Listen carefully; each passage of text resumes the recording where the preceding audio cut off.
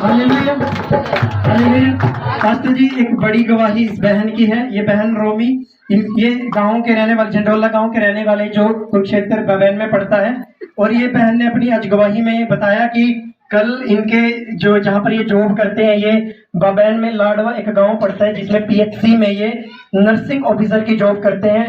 हम सब ने इसकी गवाही को भी सुना है। पहले परमेश्वर ने इनको गवर्नमेंट जॉब से ब्लेस किया था।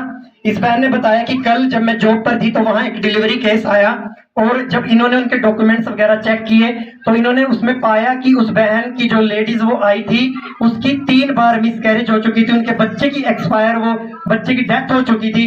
तो इस बहन ने देखा कि वो जो लेडीज थी वो हाई प्रेग्नेंट जो रिस्क थी उसमें आई थी। किनसे सुनेंगे गवाही, बताओ। जब मैं कल मेरी ड्यूटी थी तो 12 बजे मेरे पास एक एएनसी आई, डिलीवर्ड पेशेंट। तो वो इतने पेन से आ रही थी, मैंने उसके डॉक्यूमेंट बाद में चेक किए। उसको पहले लेबर रूम में लेके जाना पड़ा। जब मैं लेबर रूम में लेके गई तो मैंने उसको चेक किया तो वो डिलीवर होने ही वाली थी। आधे घंटे में वो डिलीवर हो जाती पेशेंट। बट जब मैंने उसके डॉक्यूमेंट्स देखे तो डॉक्यूमेंट्स में उसके ऑलरेडी 3 बच्चे एक्सपायर हो चुके थे।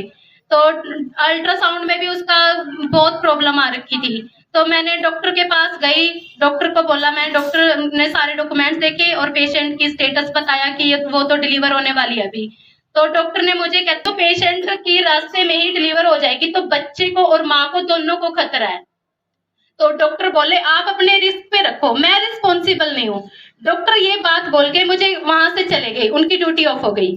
तो मैंने सोचा, मुझे अंदर से जैसे बार बार आवाज आ रही थी, तू कर सकती है, तू कर सकती है। तो मुझे डर तो मुझे भी लग रहा था, क्योंकि जब डॉक्टर ने ये हाथ खड़े कर दिए तो मैं उससे ऊपर थोड़ा ना हूँ। तब मेरे अंदर से आवाज आई, तू कर। तो मैंने डॉक्टर को बोला, सर मैं कर दूंगी, आप टेंशन फ्री होके जाओ।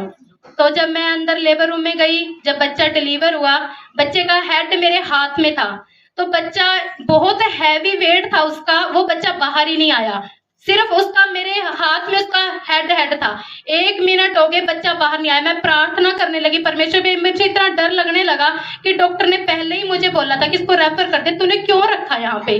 तो मैं बार बार परमेश्वर को धन्यवाद देती रही। परमेश्वर उसके लेडीज के पेशेंट के चारों तरफ मैंने स्वर्गदूतों का बाड़ा बांधा। मैंने परमेश्वर के साथ, वचनों के साथ प्रार्थना की परमेश्वर से कि परमेश्वर मैं आपके हाथों में देती, उसको ब्लड में कवर किया परमेश्वर के, उस डिलीवरी को, उस बच्चे को भी और उस बच्चे को भी और उसको माँ को भी, कि दोनों सेफ रहे।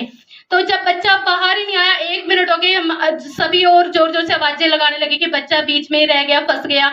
तो मैं जोर जोर से जितना मेरे से हो सका मैं थैंक यू जीसस यही बोलती रही। इतने में मेरी आवाजें सुन के और भी हॉस्पिटल के जो स्टाफ था वो सारे अंदर आ गए। जब अंदर आए तो कहने लगे क्या हुआ। मैंने तो कुछ बोला नहीं, मैं तो सिर्फ थैंक यू जीसस करती रही। मैं जोर वो करती रही। ऊपर से लेडीज ने उसके ऊपर आके पेट पे पुश भी किया कि बच्चा बाहर आ जाए। बच्चा बाहर ही नहीं आया 1 मिनट तक। आप देखो, एक बच्चे के लिए सांस लेना 1 मिनट का गोल्डन चांस होता है। अगर 1 मिनट में क्राई नहीं करता बच्चा तो बच्चा डेड हो जाता है। तो बच्चे ने क्राई नहीं किया, तो 1 मिनट बाद मैं थैंक यू जीसस बोलती रही। बच्चा जब डिलीवर हुआ 1 मिनट के बाद, तो मैंने उसकी माँ के पेट पे लटाया तो बच्चा तो क्राई नहीं किया, बच्चे ने सांस नहीं ली।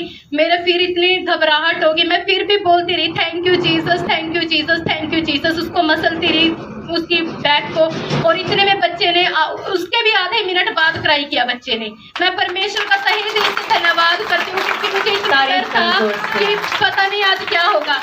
जब मैं बाहर डिलीवरी करके निकली तो उसके जो घर वाले थे सारे तो मेरे पैरों में आके गिर पड़े, कहते आपने बचा लिया हमारे बच्चों को, पहले ही 3 बच्चे एक्सपायर हो चुके हैं। हालेलुया। तो मैंने उसको यही बोला, मैं परमेश्वर ने बचाई है, परमेश्वर के हाथों में दिया है मैंने इस बच्चे को, तब परमेश्वर उसने बच्चे ने क्राई की है, अदरवाइज आपका बच्चा नहीं बचता। मैं परमेश्वर का धन्यवाद करो, मेरे पैरों में न गिरो, परमेश्वर का धन्यवाद करो। मैंने उनको यही बोला। फिर मैं परमेश्वर का इस बड़ी गवाही के लिए सच में तहे दिल से धन्यवाद करती हूँ। मुझे इतना फेथ था, क्योंकि आप यहाँ पे दासी, जो परमेश्वर की दासी है, यहाँ पे हर संडे को वचन देती है। उन वचनों से हमें इतना फेथ होता है, उन फेथ को लेके परमेश्वर पे इतना फेथ बढ़ता है कि हाँ हम कर सकते हैं। सच में परमेश्वर पे मैंने अपना फेथ दिखाया और मैंने परमेश्वर को फेथ दिखाया, परमेश्वर ने मेरा देखो काम कर दिया। मैं इतनी हैरान हूँ, जबकि मैं परमेश्वर के वचनों पे इतने अच्छे तरीके से नहीं चल पाती जैसा दासी वचन वचन देती है, मुझे बहुत फील होता है कि मैं ऐसे वचनों पे क्यों नहीं चल सकती। मुझे यहाँ पे आके ऐसा होता है कि हाँ मैं करूंगी, लेकिन घर जाके मैं फिर वही भूल जाती हूँ।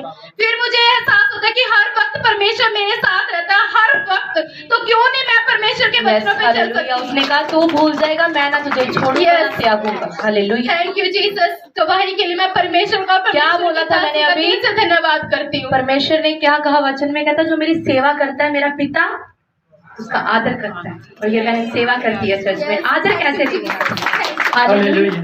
पास्टर जी, जब इनको डॉक्टर ने बोला कि मेरी कोई रिस्पॉन्सिबिलिटी नहीं होगी, सारी रिस्पॉन्सिबिलिटी आपकी बनेगी, इस बहन ने इतना फेथ दिखाया उस समय खुदा के वचन के अनुसार, और सारी जिम्मेवारी, सारा बोझ अपने ऊपर लिया। और वहां पर जब इनसे मैंने गवाही ली तो इन्होंने बताया कि मैं वहां बिना शर्माए सबके सामने थैंक यू जीसस के आवाजें करने लगी, शाउटिंग करने लगी। और जब बच्चा डिलीवर होकर आया, उसने सांस लेनी शुरू की, सभी लोग पांव में गिरे और धन्यवाद करने लगे।